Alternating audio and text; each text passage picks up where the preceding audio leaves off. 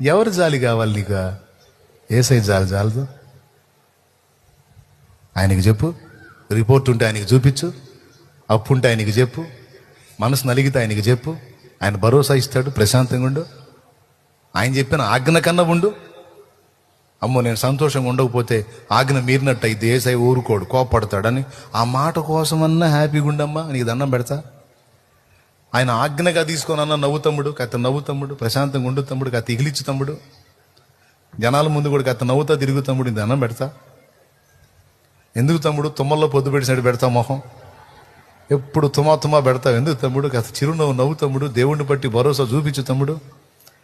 ఎప్పుడైతే నీ మనసు ప్రశాంతంగా ఉంటుందో, ఒత్తిడి నుంచి బయటపడిద్దో, నీ రోగాలు కూడా వెనక్కి తిరుగుతాయి.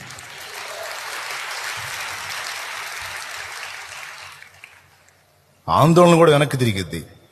నీకు అప్పులు ఇచ్చిన వాళ్ళు కూడా నీ ముఖంలో కనపడే టెన్షన్ బట్టి ఎక్కువ ఎగబడతారు. నువ్వు ప్రశాంత వదనంతో చిరునవ్వు నవ్వుతూ తిరిగి వాళ్ళ మధ్యలో ఇంత దేమాగున్నాడంటే మొత్తానికి ఏదో ఉందలే, మనం తొందరపడకూడదు అనుకుంటాడు. తెలివి లేదు, పాడు లేదు.